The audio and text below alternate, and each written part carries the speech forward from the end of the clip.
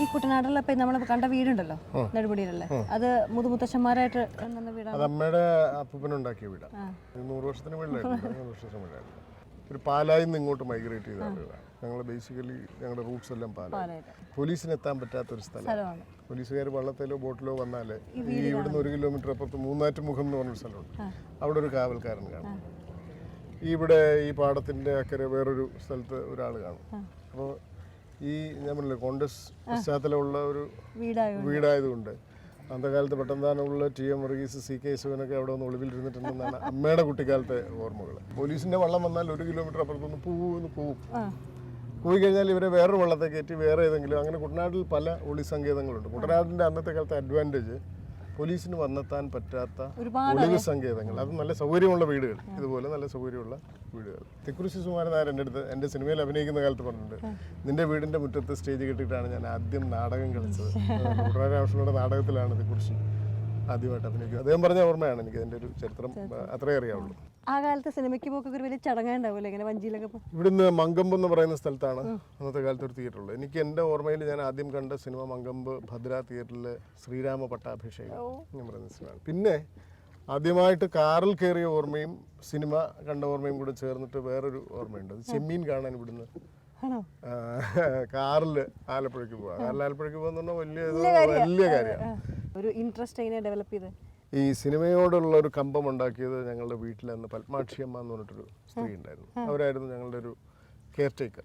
പത്മാക്ഷിയമ്മയുടെ മേൽനോട്ടത്തിലാണ്. അപ്പോൾ പത്മാക്ഷിയമ്മയ്ക്ക് ഒരു സിനിമ പോലും മിസ് ചെയ്യാൻ പറ്റില്ല. പത്മാക്ഷിയമ്മ കൊണ്ടുപോയിട്ടാണ് ആദ്യമായിട്ട് MGRന്റെ സിനിമകൾ, ശിവാജി ഗണേശന്റെ സിനിമകൾ, കുടിയിരുന്ന കോവിൽ, അടിമപ്പെൺ, ഉലകം ചുറ്റും വാലിബൻ, അങ്ങനെ എല്ലാ സിനിമകളും, സിനിമ എന്ന് പറയുന്ന കമ്പം ഉണ്ടാക്കി തന്നത് പത്മാക്ഷിയമ്മയാണ്. പത്മാക്ഷിയമ്മ ജീവിച്ചിട്ടുണ്ട്. ഞാൻ ഇടയ്ക്ക് പോയി കാണാറുണ്ട്. എന്താ പറയുക, വായന അല്ലെങ്കിൽ ഒരു ഇൻസ്പിറേഷൻ അങ്ങനത്തെ കുട്ടനാട് തന്നെയാണോ അതോ കോളേജ്? അല്ല, വായന. എൻ്റെ അച്ഛൻ കോളേജിൽ പഠിച്ചിരുന്ന കാലത്ത് പുള്ളി സ്വന്തമായിട്ടൊരു പത്രം നടത്തിയിരുന്നു, ഒരു ചെറിയ പത്രം. അച്ഛൻ സ്ഥാപിച്ചൊരു വായനശാലയുണ്ട് ഇവിടെ. ഈ നമ്മൾ കണ്ട വീടിൻ്റെ അവിടെ നിന്ന് ഒരു 1/2 കിലോമീറ്റർ നടന്നാൽ. അപ്പോൾ വീട്ടിലെപ്പോഴും ഈ പുസ്തകങ്ങൾ, മാഗസിൻസ് എല്ലാം ഉണ്ട്. അപ്പോൾ വീട്ടിൽ വായിക്കാൻ ധാരാളം മെറ്റീരിയൽ ഉണ്ടായിരുന്നു. പിന്നെ അച്ഛന് കുറച്ച് സാഹിത്യം, അച്ഛൻ ആ കാലത്ത് ഒരു നോവൽ എഴുതിയിട്ടുണ്ട്. സാഹിത്യകാരന്മാർ വീട്ടിൽ വരും. അത് കുട്ടനാട് സാഹിത്യ സമിതി എന്ന് പറഞ്ഞിട്ടൊരു സംഭവമുണ്ട്. അന്നത്തെ സാഹിത്യ തകഴി ശിവശങ്കരപ്പിള്ളയാണ് അതിൻ്റെ മുഖ്യ കാർമ്മികൻ. തകഴി ശിവശങ്കരപ്പിള്ളയൊക്കെ തന്നെ വന്നിരുന്നിട്ട് പോയി കഴിഞ്ഞാൽ നമുക്ക് ഒരാഴ്ചത്തേക്ക് ഒരു കുളിരാണല്ലോ. അപ്പോൾ അറിയാണ്ട് ആ ഒരു അറ്റ്മോസ്ഫിയറിലാണ് നമ്മൾ ജനിച്ചത്, വളർന്നത്. അപ്പോൾ ഒരു കമ്പം ഉണ്ടാകുന്ന സ്വാഭാവികമാണ്. ഞാൻ പറയാൻ വിട്ടുപോയൊരു കാര്യം, മലയാളത്തിലെ എനിക്ക് 2ാമത്തെ ടോക്കിയാണെന്ന് തോന്നുന്നു വെള്ളി നക്ഷത്രം. ഈ വെള്ളി നക്ഷത്രത്തിൻ്റെ തിരക്കഥ എഴുതിയത് കുട്ടനാട് രാമകൃഷ്ണൻ. ഉദയയുടെ ആദ്യത്തെ സിനിമയാണ്. അപ്പോൾ അമ്മയുടെ അമ്മാവനൊരു പിന്നെ തിരക്കഥാകൃത്തായിരുന്നു. ഘോഷണം. എവിടെയാ കവിത എഴുതി തുടങ്ങിയത്? സ്കൂളിൽ പഠിക്കുമ്പോൾ തുടങ്ങി. ഞാൻ എൻ്റെ കവിതയുടെ ഒരു സമാഹാരത്തിൻ്റെ അവതാരികയിൽ എഴുതിയിട്ടുണ്ട്. ഞാൻ എഴുതി തുടങ്ങുന്നത് അസൂയ കൊണ്ടാണ്. കാരണം വെച്ചാൽ ചേട്ടൻ അന്നത്തെ കാലത്ത് സകലമാന ഡിറ്റക്റ്റീവ് നോവലുകളും വായിച്ചിട്ട് സ്വന്തമായിട്ട് ഡിറ്റക്റ്റീവ് നോവൽ എഴുതാൻ തുടങ്ങി. എനിക്ക് സഹിക്കാൻ പറ്റാത്ത പ്രശ്നം. ഞാൻ സാഹിത്യകാരനാകാൻ തീരുമാനിച്ചിരിക്കുന്ന ഒരു കാലമാണ്. അങ്ങനെ ഞാൻ എഴുതാൻ തുടങ്ങി. അപ്പോൾ കഥ, നോവൽ, അങ്ങനെ പലതും കൈവച്ച് നോക്കിയിട്ട് ശരിയായില്ല.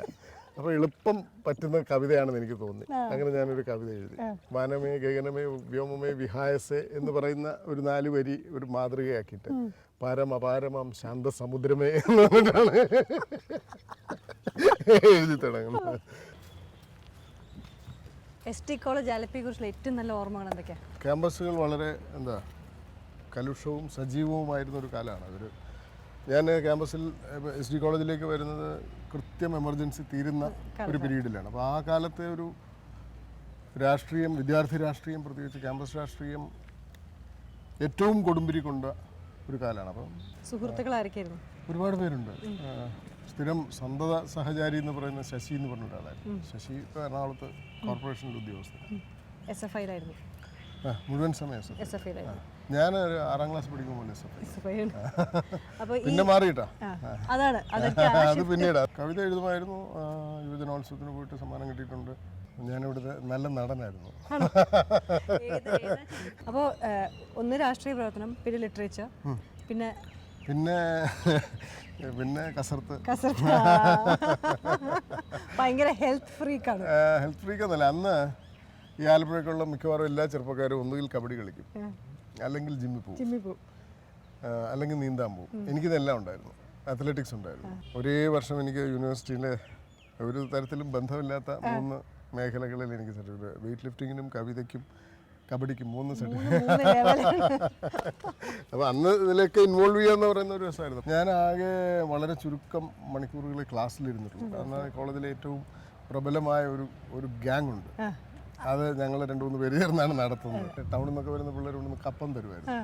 ഇപ്പോൾ കോളേജിൽ നടക്കുന്ന ദിവസം പ്രത്യേകിച്ച് പരിക്കൊന്നും ഇല്ലാതെ ഈ പ്രൊട്ടക്ഷൻ മണി കേട്ടിട്ടില്ലേ, ഈ പ്രൊട്ടക്ഷൻ മണി കൊണ്ട് തരുമായിരുന്നു. രാവിലെ കൊണ്ടുവന്നൊരു 100 രൂപ തരും.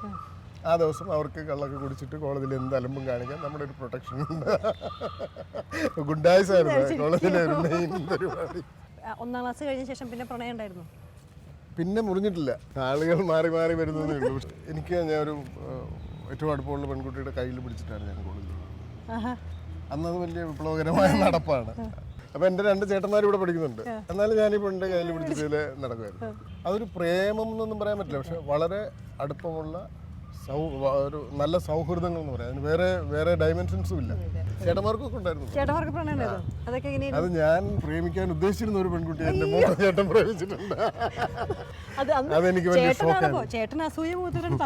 അതെനിക്ക് വലിയ ഷോക്കായിരുന്നു. കാരണം ഞാൻ സ്കൂളിൽ പഠിക്കുമ്പോൾ പ്രേമിക്കണമെന്ന് ആഗ്രഹിച്ചിരുന്ന ഒരു പെൺകുട്ടിയെ കോളേജ് വന്നപ്പോൾ ചേട്ടൻ കൊണ്ടുപോയി.